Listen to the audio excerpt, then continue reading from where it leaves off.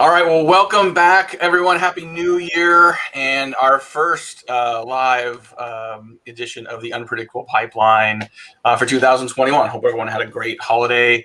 Was able to take some downtime, enjoy some time off, and very excited to be back in the saddle. And excited today to be talking to Megan Lueders. She is the CMO at Silicon Labs. And Megan, I know through the holidays and kids going back to school, so congrats on that, starting a new year. We made it. We made it to the new year. I'm sure this year's going to have plenty of challenges as well. But yeah, congrats and Happy New Year.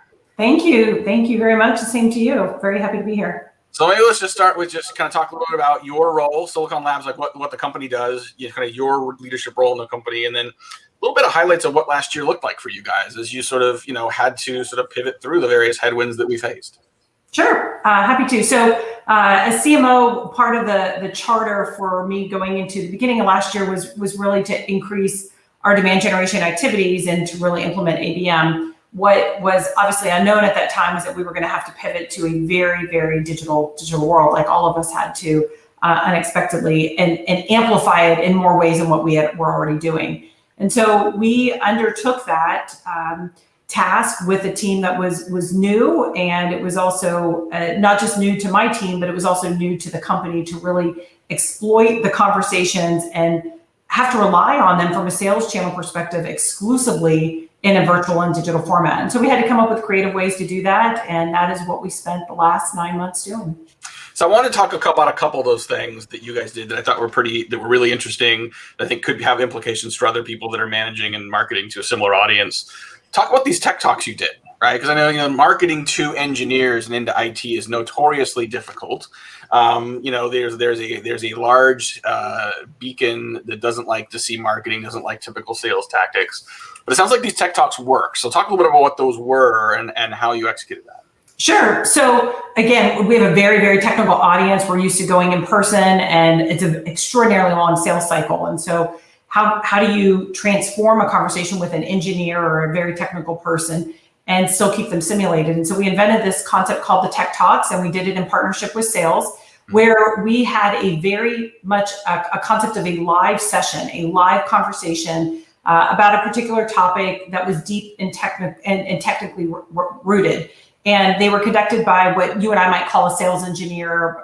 We call them FAEs, but really a sales engineer would conduct a 30-minute live conversation that was interactive. And so as much as I might be producing the content that was coming from top down, from an engineer down, the end user was able to engage completely through chat and engage real time with the customer, with us. So the customer could answer their questions. They could ask for more information. We could send links and follow up. But without doing it live, I don't think we would have had the reception as well as the constant feedback from the customers at saying how great this was and how it was the next best thing to having an in-person conversation. So we did those twice a week, and then we changed the topic. So every week it was a different topic. We published it, and we had anywhere from 300 to 500 people participating in these talks on a regular basis. That's awesome. I think even before the pandemic, a lot of debate of, should we do it live? Should we do on demand? Do we make it easier for people to attend something that's on demand? But there's still something special about live, right? There's still something special about live, that it's in a time and place. It becomes appointment viewing, especially if it's valuable. I've seen some companies even toy with the idea of saying, we're not recording this. You may not have access to this afterward as well. Have you recorded these events? Are you sort of doing both live and on demand, and how's that worked? Yeah, so we've kept them exclusively to live. Of course, there's a recording, so people can go back and view them on demand, but we are absolutely going out with them 100% with a live format. And when we even transitioned our large conference that we were hosting in September, we were very adamant about hosting all of the keynotes live. And these were with keynotes coming from Amazon and Google, but we did them 100% live. And I think that made a big difference, in the audience appreciated knowing that you might have a hiccup here and there, but we were real, and that was how we engaged with our customers before. We really wanted to demonstrate that in this new capacity. Yeah, I mean, there's something to be said for having something that is slickly produced, but also something to be said for something that just is authentic, right? That is just, is lower production on both sides for speakers, for audience, for attendees, for producers, and just letting the content and letting the message really stand out. Also want to talk about your use of NPS surveys, because I mean, a lot of companies are, sort of measuring satisfaction. Net Promoter Score has been around for a while. You guys are doing something pretty cool with it last year. Talk a little about that. Sure. So because we had an active audience and we knew this audience that was engaging with us in these live events, we'll call them the tech talks, they were our customers and they really were able to represent that voice of the customer and provide that customer sentiment score, unlike when you just throw out a random survey to your database and you don't know whether you're getting prospects or customers or people that may have been looking for a job in the past. And so we issued an NPS survey at the end of every live conversation that we had with these tech talks or any of our marketing programs that were being conducted throughout the year. And as a result of it, we had comparisons. We could see if our NPS scores were different based on the audience that we were targeting and with that particular talk or not. And we feel like we have a true number that represents a customer sentiment score that's very valid, opposed to just a random sample survey that could have so many different variables that influence that number negatively or positively. But at least for us going into this 2021 year, we feel like we've got a very strong benchmark that's representing the true customer sentiment.